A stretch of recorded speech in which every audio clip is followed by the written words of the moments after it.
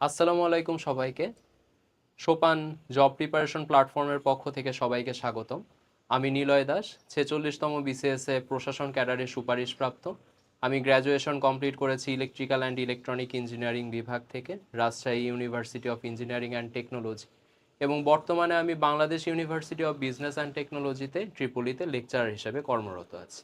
তো আজকে আমরা যে বিষয়টা নিয়ে কথা বলবো সেটা হচ্ছে মধ্যপ্রাচ্যের অস্থিতিশীলতা এবং বাংলাদেশের পররাষ্ট্রনীতি। দেখেন, মধ্যপ্রাচ্য বাংলাদেশের জন্য শুধু না, টোটাল বিশ্বের জন্য খুবই গুরুত্বপূর্ণ একটা জায়গা। জিওগ্রাফিক্যালি এবং জিও পলিটিক্সের দিক থেকে মধ্যপ্রাচ্য খুবই গুরুত্বপূর্ণ একটা জায়গা। তো সেই মধ্যপ্রাচ্যে যদি অস্থিতিশীলতা হয়, সেটা তো বাংলাদেশের উপর কি সারা বিশ্বের উপরেই প্রভাব পড়ছে। তো বাংলাদেশের উপর সেটার প্রভাব কি হয় সেটা আমরা একটু দেখার চেষ্টা করব। এবং এই যে মধ্যপ্রাচ্যের অস্থিতিশীলতা যেটা আমরা বর্তমানে দেখছি, এটা কিন্তু শুধুমাত্র বর্তমানে যে চলছে এটা কিন্তু বিষয়টা এরকম না। যখন ইসরায়েল রাষ্ট্র আপনার প্রতিষ্ঠা হলো বেলফোর ঘোষণার মাধ্যমে, তারপর থেকেই কিন্তু আমাদের অস্থিতিশীলতা চলছে এবং বিভিন্ন সময়েই কিন্তু মধ্যপ্রাচ্য উত্তপ্ত হয়েছে। তো আমরা সেটা সামগ্রিক ইতিহাস দেখার চেষ্টা করব, সেটা বাংলাদেশের উপর কীরকম প্রভাব পড়ে সেটা দেখব, বাংলাদেশ এখান থেকে কি করণীয় এবং কি করছে এবং প্রিভিয়াস কি কি করেছে, এক্সাম্পল কি কি আছে, সেই সবগুলোই আমরা একটু দেখার চেষ্টা করব। তো আসুন আমরা শুরু করি। প্রথমে আমরা একটু একটু ইতিহাসটা আমরা একটু জানার চেষ্টা করি। তো প্রথমে আপনারা দেখেন, আরব ইসরায়েল সংঘাত যেটা লেখা আছে 1948 থেকে প্রেজেন্ট পর্যন্ত, যেটা 1948 থেকে শুরু হয়েছে। দেখেন, আপনারা জানেন 1948 সালের 14 মে, 14ই মে বেলফোর ঘোষণার মাধ্যমে ইসরায়েল রাষ্ট্র প্রতিষ্ঠা হলো। ঠিক আছে, ইসরায়েল রাষ্ট্র প্রতিষ্ঠা হলো। এখন আপনারা তো জানেন যে জাতিসংঘের ঘোষণার মাধ্যমে প্রতিষ্ঠা হলো, কিন্তু সেখানে তো ফিলিস্তিনি যারা ছিল তাদেরকে উচ্ছেদ করে ফেলা হলো। তাহলে কি আরবরা বসে থাকবে? আরবরা তো 14ই মে যখন ইসরায়েল রাষ্ট্র আপনার প্রতিষ্ঠা হলো, ঠিক তার পরের দিনই 15ই মে গিয়ে আপনার কি হয়ে গেল, টোটাল যে আরব বিশ্ব যেটা ছিল তারা কি করলো, ইসরায়েলের উপর আবার পাল্টা আক্রমণ করলো। তো সেই যুদ্ধে যাই হোক, ইউএসএ সাপোর্ট করেছে, পশ্চিমা বিশ্ব ইসরায়েলকে সাপোর্ট করেছে এবং এটা এখনো করছে। তো যার কারণে তখন আরবরা পারেনি। তারপরে পরবর্তীতে যদি আরও কিছু আপনারা দেখেন, 1956 সালে, তারপর 1967-এ, 1973-তে, বিভিন্ন সময় টোটাল কিন্তু 4বার আরব ইসরায়েল কিন্তু আমাদের যুদ্ধ কিন্তু হয়েছে। তো এই যে যুদ্ধগুলো হলো, তো এটাই আমরা বলতে চাচ্ছি যে ইতিহাস কিন্তু আজকের না, এটা অনেক আগের। তারপর আপনারা দেখেন 1973 সালে অয়েল এমবার্গো হলো। খেয়াল করেন, 1973-এ যখন আরব ইসরায়েল যুদ্ধ যখন হলো, তখন কিন্তু ইসরায়েল কিন্তু আপনি দেখেন মিশরের সিনাই উপদ্বীপ দখল করে ফেলেছে, জর্ডানের পশ্চিম তীর আপনার দখল করে ফেলেছে। তখন যখন এরকম একটা আরব বিশ্বকে যখন চাপের মধ্যে রাখলো, তখন আরব বিশ্ব কি থেমে থাকবে? কখনোই থেমে থাকবে না। তো আমরা জানি যে ওদের যে তেলের যে সংস্থাটা আছে, যেটা হচ্ছে তখন ছিল ওপেক, যেটা 1960-তে প্রতিষ্ঠিত। এই ওপেক কান্ট্রিগুলো গিয়ে তখন কি করলো, তখন এই ওপেক কান্ট্রিগুলো গিয়ে আপনার পশ্চিমা বিশ্ব যেটা আছে, পশ্চিমা বিশ্বের দেশগুলোর উপর ওরা তেল নিষেধাজ্ঞা দিয়ে দিল। তেল নিষেধাজ্ঞা বলতে কিরকম, যে আপনার যে হরমুজ প্রণালী যেটা আছে, সেই হরমুজ প্রণালী দিয়ে আমরা কোনো তেল যাতায়াত করতে দিব না। তো তখনও কিন্তু তেলের দামের বিশাল একটা স্পাইক করে গিয়েছিল। তারপর দেখেন ইরান এবং ইরাকের যে কনফ্লিক্টটা, ইরান এবং ইরাকের যে কনফ্লিক্টটা, যেটা 1980 থেকে 1988 সাল পর্যন্ত যেটা চলেছে। দেখেন, ইরান এবং ইরাক হচ্ছে একমাত্র একটা যুদ্ধ যে যুদ্ধে ইরান এবং ইরাক কেউই লাভবান হয়নি। লাভবান হয়েছিল ইউএসএ। ইউএসএ কিভাবে লাভবান হয়েছিল, যে ইউএসএ হচ্ছে ইরান এবং ইরাক যুদ্ধের সময় ওরা অস্ত্র রপ্তানি করত। তো যাই হোক, ইরান এবং ইরাক যখন কনফ্লিক্টটা হলো, তখনও কিন্তু তেলের দামের কিন্তু একটা স্পাইক কিন্তু আমরা দেখতে পেরেছি। তারপর আপনি গালফ ওয়ার দেখেন, উপসাগরীয় যুদ্ধ 1990 থেকে 1991, ওই টাইমে খেয়াল করেন যে গালফ ওয়ারটা হচ্ছে আমাদের কোনটা, যে ইরাক যখন আমাদের কুয়েতে যখন আক্রমণটা চালালো, ইরাক যখন কুয়েতে যখন আক্রমণ চালালো, তখনও কিন্তু মানে ইরাক কি করলো, যে কুয়েতে অনেক তেল আছে, তো সেই তেলটাকে তাদের নিজেদের আয়ত্তে নেওয়ার জন্য তখন আক্রমণটা চালালো। তখনও কিন্তু মধ্যপ্রাচ্যের একটা অস্থিতিশীলতা আমরা দেখেছি এবং তেলের দামের কিন্তু একটা রাইজ কিন্তু তখন দেখা গিয়েছে। তারপর আমরা ইরাকের যুদ্ধের কথা বলতে পারি, যেটা 2003 থেকে 2011 সাল পর্যন্ত চলেছে। ইরাক যুদ্ধে কি হলো, সাদ্দাম হোসেনের পতন যেটা হলো, যে ইউএসএ গিয়ে ইরাকের উপর আক্রমণ চালালো। তারপর আমাদের আরব স্প্রিং, যেটা হচ্ছে আমাদের 2011 থেকে তিউনিসিয়া থেকে শুরু হয়েছে। তারপর মরক্কো, তিউনিসিয়া, তারপর যে আরও যে আরব কান্ট্রিগুলো যেগুলো আছে সেগুলোর মধ্যে ছড়িয়ে গিয়েছিল। তারপর আমরা যেটা 2023-এর থেকে যেটা আমরা দেখেছি যে ইসরায়েল এবং এক্সিস অফ রেজিস্ট্যান্সের মধ্যে যে সমস্যাটা, এক্সিস অফ রেজিস্ট্যান্স কোনটা, যে ইরানের সমর্থিত তিনটা বিদ্রোহী গোষ্ঠী, হামাস, হুথি, হিজবুল্লাহ, এই তিনটার সাথে কিন্তু ইসরায়েলের কিন্তু সংঘাত আছে। যে ইসরায়েলের সংঘাতটা একটু বোঝার চেষ্টা করেন কেন। আমাদের যে লেভান্ট অঞ্চল যেটা আছে, যে লেভান্ট অঞ্চলের মধ্যে যে দেশগুলো, জর্ডান আছে, সিরিয়া আছে, ইসরায়েল আছে, তারপর হচ্ছে আপনার লেবানন যে জায়গাগুলো আছে, সেই সমস্ত জায়গাতেই ইসরায়েল কি চায়, তাদের কর্তৃত্ব প্রতিষ্ঠা করতে চায়। তো সেই কর্তৃত্ব প্রতিষ্ঠা করতে বাধা দিচ্ছে কে, এক্সিস অফ রেজিস্ট্যান্স, যে হামাজ হচ্ছে প্যালেস্টাইনে ছিল, হিজবুল্লাহ লেবাননে ছিল, আর হুথি হচ্ছে আপনার ইয়েমেনে আছে। তো এই তিনটা বিদ্রোহী গোষ্ঠীকে তারা দমন করে ওই এলাকাটাতে তারা একটা একচ্ছত্র আধিপত্য, যেটাকে আমরা ইন্টারন্যাশনাল টার্মে হেজিমনি যেটাকে বলে থাকি, এই হেজিমনি ওরা প্রতিষ্ঠা করতে চায়। তো তার জন্যই কিন্তু ইসরায়েল কিন্তু লড়াই করে যাচ্ছে, বিভিন্ন দেশের উপর তারা মিসাইল অ্যাটাক করে যাচ্ছে। তারপর আমরা যেটা বলতে পারি যে ইউএসএ এবং ইসরায়েলের সাথে ইরানের যে কনফ্লিক্টটা, যেটা বর্তমান সময়ে যেটা চলে আসছে, যে ইউএসএ প্রথমে চেয়েছিল ইরানের রেজিমটাকে পরিবর্তন করে দিতে, তাই না? তারপর কি চায়, যে ইরানের যে হরমুজ প্রণালীটা, সেই হরমুজ প্রণালীটাকে একদম তাদের ইউএসএ নিয়ন্ত্রণে নিতে চায়। এটা যদি আপনাকে একটু প্রিভিয়াস হিস্টোরি আপনারা যদি দেখেন, 1979 এই টাইমে কি হয়েছিল, এই টাইমে হচ্ছে ইরানের ইসলামিক রেভলিউশনটা হলো, তাই না? তো 1979-এর আগে, তার আগে কি ছিল, রেজা শাহ পাহলভি ছিল। তো রেজা শাহ পাহলভি কিন্তু ইউএসএরই কিন্তু সমর্থিত, যে সে ইরানের হয়তো বা ক্ষমতায় ছিল, বাট সে কিন্তু সবসময় কিন্তু আপনার ইউএসএর কথা মতোই কিন্তু চলতো। তো ইউএসএও এটা চেয়েছিল যে ইরানের সরকারটাকে, রেজিমটাকে পরিবর্তন করে ফেলি, এবং পরিবর্তন করে ফেলে তার নিজের সমর্থিত একটা সরকার আমরা এখানে প্রতিষ্ঠা করব। যার কারণে, এবং তেলের নিয়ন্ত্রণ নেওয়া, এটা তো একটা ইউএসএর তো একটা টার্গেটের মধ্যে আছি। যার কারণে আমাদের 28 ফেব্রুয়ারি 2026 থেকে বর্তমান পর্যন্ত এখন আমরা তেল অবরোধও দেখতে পাচ্ছি, যে তারা হচ্ছে ওইখানে নৌপথ যেটা আছে সম্পূর্ণটাকে তারা অবরোধ করে রাখছে, কোনো জাহাজ তারা যেতে দিচ্ছে না। তো এই কনফ্লিক্টগুলো কিন্তু এখন চলছে, বাট এটার ইতিহাসটা কিন্তু অনেক আগের। তো আমরা তার পরবর্তীতে একটু দেখি। দেখেন, আমরা বাংলাদেশের পররাষ্ট্রনীতিতে মধ্যপ্রাচ্যের অস্থিতিশীলতা আমাদের একটা প্রভাব ফেলছে। তো সেটা বুঝতে গেলে আমাদের বাংলাদেশের আগে ডিপ্লোম্যাসিটা বুঝতে হবে, যে আমাদের ডিপ্লোম্যাসিটা কি বলে সেটা আগে আমরা একটু দেখি। আমরা আমাদের কনস্টিটিউশনের আর্টিকেল 25 একটু আমরা দেখি। এইখানে আমাদের টোটাল ডিপ্লোম্যাসিটাকে সারসংক্ষেপে এখানে বলা আছে, একটু খেয়াল করেন। আমাদের ডিপ্লোম্যাসিটা তিনটা বিষয়ের উপর ডিপেন্ডেন্ট। কি কি? শান্তি, নিরাপত্তা, সংহতির উন্নয়ন। অর্থাৎ আমরা পিসে বিলিভ করি, আমরা আমাদের সিকিউরিটিটাকে ধরে রাখবো, এবং আমরা সলিডারিটির পিছনে যাব। এখানে দেখেন একটু ডিটেইলে বলা আছে, আপনারা একটু দেখেন যে এখানে কি বলা আছে, যে আমরা জাতীয় সার্বভৌমত্ব সমতার প্রতি শ্রদ্ধা করব। মানে আমরা ইচ্ছা হলো আরেকটা দেশের সার্বভৌমত্ব নষ্ট করব, সেই দেশের ল্যান্ডে চলে যাব, অ্যাটাক করবে, এগুলো আমরা করব না। দ্বিতীয়ত কি বলা হচ্ছে, আমরা অন্য রাষ্ট্রের অভ্যন্তরীণ বিষয়, পলিটিক্যাল কোনো বিষয়ে হস্তক্ষেপ করব না। যে একটা দেশের পলিটিক্স চলছে, সেখানে আমরা কোনো হস্তক্ষেপ আমরা করব না। বাট ইউএসএ, আপনি খেয়াল করেন ইউএসএ কি করেছিল, যে ভেনিজুয়েলা থেকে নিকোলাস মাদুরোকে উঠিয়ে নিয়ে গেছে। তো এটা কি সার্বভৌমত্বের লঙ্ঘন না? তো বাংলাদেশ এগুলো কিছু করবে না।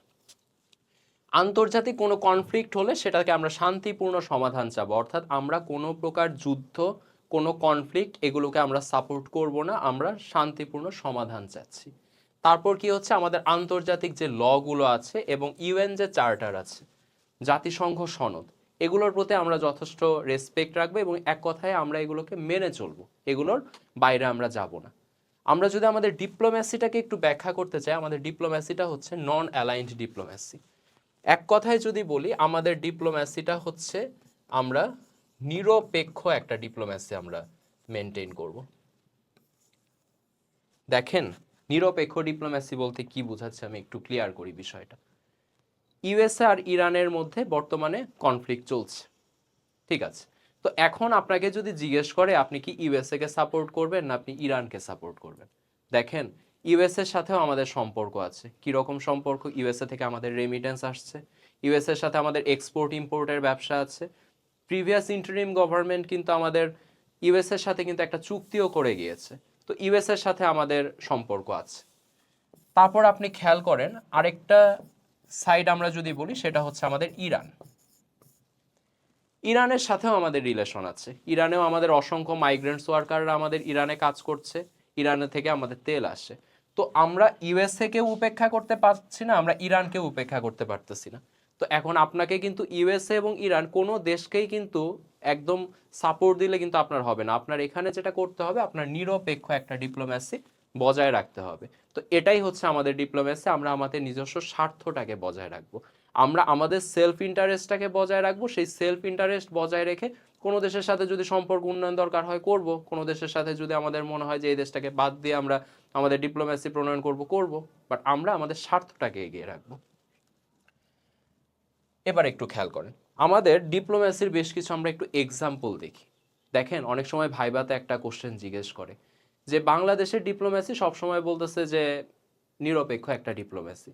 এখন নিরপেক্ষ মানে কি বিষয়টা এরকম যে আমরা অনেক দুর্বল একটা দেশ, তার জন্য আমাদের কোনো সক্ষমতা নাই, দ্যাটস ওয়াই আমরা এরকম নিরপেক্ষ ডিপ্লোম্যাসি বজায় রাখছি? অ্যান্সারটা কিন্তু আপনাকে না দিতে হবে যে বাংলাদেশ কোনো দিক থেকে কিন্তু দুর্বল না। খেয়াল করেন আমরা যদি একটু এক্সাম্পল বলি, ইরাক যখন কুয়েতে আপনার যখন আক্রমণ করলো 1990-তে, তখন তো বাংলাদেশ তো ইরাককেও সমর্থন করতে পারতো, ইরাক থেকে তো আমাদের তখনও তো তেল আমদানি হচ্ছিল, কিন্তু বাংলাদেশ কিন্তু সরাসরি কিন্তু কুয়েতের পক্ষ নিয়েছে। আপনি ইসরায়েল ফিলিস্তিনেরটা খেয়াল করেন, ইসরায়েল কিন্তু আমাদের দেশকে কিন্তু রিকগনিশন দিতে চেয়েছে, বাংলাদেশ কিন্তু সেই স্বীকৃতিটা কিন্তু নেয় নাই। ফিলিস্তিনকে কিন্তু বাংলাদেশ কিন্তু সবসময়ই কিন্তু ফিলিস্তিনের পক্ষ নিয়েছে, ইসরায়েলের সাথে কিন্তু বাংলাদেশের কোনো প্রকার ডিপ্লোম্যাটিক রিলেশনই কিন্তু আপনার নাই।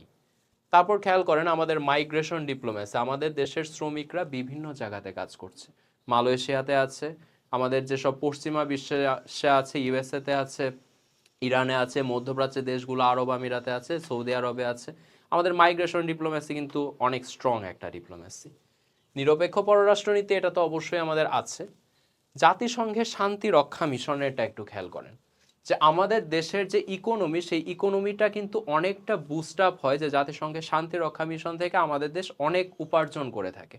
যে জাতিসংঘের শান্তি রক্ষা মিশনের কিছু এক্সাম্পল যদি বলি, ইউনিমক যেটা হচ্ছে ইরান এবং ইরাক যুদ্ধের সময় 1988 যখন বাংলাদেশ ফার্স্টলি শান্তিরক্ষা মিশনে তাদের ফোর্সটাকে পাঠালো।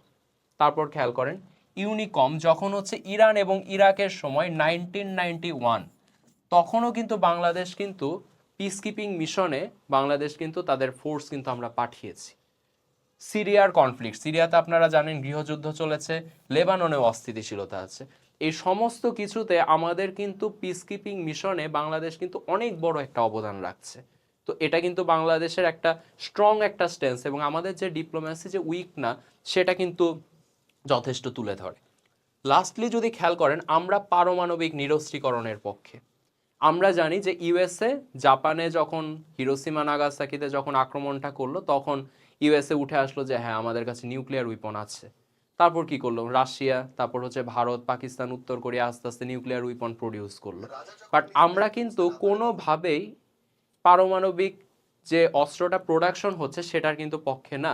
আমরা সবসময় বলে আসছি কি যে পারমাণবিক অস্ত্র যেটা, যে অস্ত্রের প্রতিযোগিতাটা, যে অসুস্থ প্রতিযোগিতাটা চলছে, আমরা সেটার সম্পূর্ণ বিপক্ষে। এখন একটু খেয়াল করেন বাংলাদেশের উপর প্রভাব, মিডল ইস্টে ইনস্ট্যাবিলিটি চলছে, সেটা বাংলাদেশের উপর অবশ্যই কিছু প্রভাব আছে। তো সেই প্রভাবগুলো আমরা একটু দেখার চেষ্টা করি। প্রথমত আমাদের জ্বালানি খাতে প্রভাব আছে।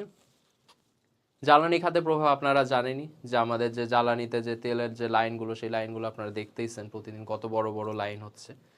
তো এটাই যে আমাদের জ্বালানি খাতে একটা প্রভাব আসছে, যে আমরা তেল যে আমদানিটা ছিল, সেই তেল আমদানির যে সরবরাহ সাইকেলটা সেটা আমাদের নষ্ট হয়ে যাচ্ছে, ঠিক সময়ে তেল আসছে না, যার প্রভাব আমাদের বিদ্যুতের উপরেও দেখা যাচ্ছে।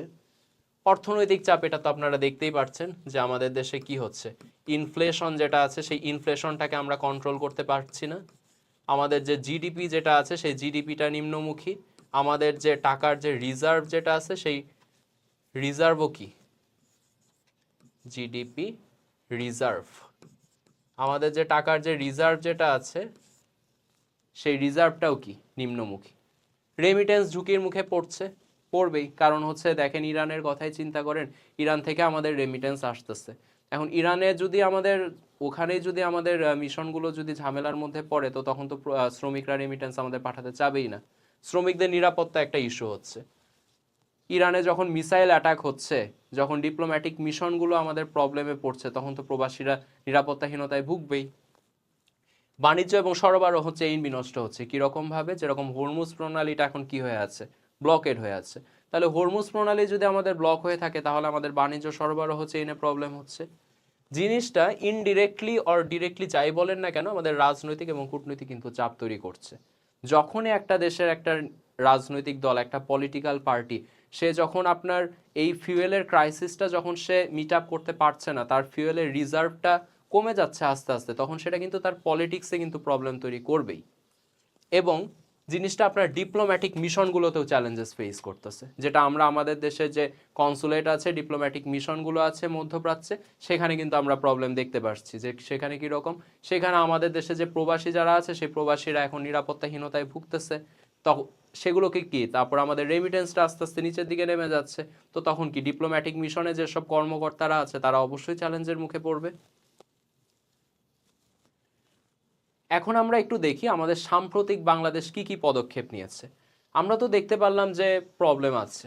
তো প্রবলেম এখন বাংলাদেশ তো সাম্প্রতিক বেশ কিছু পদক্ষেপও নিয়েছে এই পরিস্থিতিগুলোকে ট্যাকেল করতে, সেগুলো আমরা একটু দেখি। প্রথম কথা, রিনিউয়েবল এনার্জিতে প্রেশারাইজ করেছে। যে আমাদের ফসিল ফিউয়েলটা, এটা তো লিমিটেড না, ফসিল ফিউয়েল তো আমাদের লিমিটেড, ফসিল ফিউয়েল আস্তে আস্তে শেষ হয়ে যাবে। তাহলে ফসিল ফিউয়েল যদি শেষ হয়ে যায়, তাহলে আমাদের আস্তে আস্তে কী করতে হবে, রিনিউয়েবল এনার্জির দিকে আমাদের মুভ করতে হবে। তার জন্যই কিন্তু বাংলাদেশ একটা টার্গেট নিয়েছে যে 2040 সালের মধ্যে আমাদের 80% রিনিউয়েবল এনার্জি প্রোডাকশনের দিকে যাওয়ার চেষ্টা করছে। ফিউয়েল রিজার্ভ ক্যাপাসিটি বাড়ানোর চেষ্টা করছে। আমরা রিসেন্টলি দেখেছি যে ডিজেল আমদানি করছে, সেই ডিজেল আমদানি ভারত থেকে করছে। আমাদের শ্রমিকরা প্রবলেমের মধ্যে পড়ছে। তাহলে তার বিকল্প অপশন কি হতে পারে, যে হ্যাঁ ঠিক আছে, ইরান থেকে শ্রমিক আমরা পাঠাতে পারছি না, মধ্যপ্রাচ্যে অস্থিতিশীলতা আছে, আরব আমিরাত প্রবলেমের মধ্যে পড়ছে, তাহলে আমরা অন্য দেশগুলোতে পাঠাই, যেটা মালয়েশিয়াতে, ইউরোপে। আমরা জানি যে ইটালির সাথে কিন্তু আমাদের দেশের কিন্তু চুক্তি হয়েছে যে তারা আমাদের দেশের ওয়ার্কারগুলোকে তারা নিবে, ম্যান পাওয়ার এক্সপোর্ট হবে। আমরা আলাদা রুট খুঁজে বের করতে হবে। গাজা ইস্যুতে বাংলাদেশ কিন্তু মানবিক অবস্থান নিয়েছে, কিন্তু কূটনৈতিক ভারসাম্য বজায়, এই কথাটা একটু বুঝেন যে কূটনৈতিক ভারসাম্য বজায় রেখেছে আমরা। খেয়াল করেন যে গাজা ইস্যুতে কিন্তু ইউএসএ কিন্তু সাপোর্ট দিয়েছে কিন্তু আমাদের ইসরায়েলকে। তাহলে ইউএসএ যদি ইসরায়েলকে সাপোর্ট দেয়, আমরা ইউএসএর বিরুদ্ধে গিয়ে করতে পারবো না, কারণ ইউএসএর সাথে আমাদের যথেষ্ট ডিপ্লোম্যাটিক রিলেশন আছে। এগুলো কোনো বায়াসনেসের দিক থেকে না, ডিপ্লোম্যাটিক ওয়েতে আপনারা একটু চিন্তা করেন। তো আমাদের ইউএস এর সাথে সম্পর্ক বিনষ্ট করা যাবে না। তো এই জিনিসটাই বলা হচ্ছে যে তখন কিন্তু আমাদের কূটনৈতিক ভারসাম্য কিন্তু বজায় রাখতে হবে। আমরা কিন্তু আবেগের বশবর্তী হয়ে কিছু করে ফেললাম, এই জিনিসটা কিন্তু করা যাবে না, এটা কিন্তু ডিপ্লোম্যাসি না। তারপর কি বলা হচ্ছে যে যুদ্ধ পরিস্থিতিতে প্রবাসীদের সহায়তা, যে প্রবাসীরা যখন প্রবলেম হচ্ছে, তখন কি করা হচ্ছে, যে ডিপ্লোম্যাটিক মিশনগুলোতে তাদেরকে আশ্রয় দেওয়া হয়। আপনারা জানেন যুদ্ধ জাহাজ, যে জাহাজগুলো আছে সেখানে তাদেরকে আশ্রয় দেওয়া যায়। এই ধরনের কিছু ইনিশিয়েটিভ কিন্তু বাংলাদেশ অলরেডি নিয়েছে। তো আজ এতটুকুই, ধন্যবাদ সবাইকে। এরকম আরও বিশ্লেষণধর্মী ভিডিও পেতে সোপানের সাথেই থাকবেন।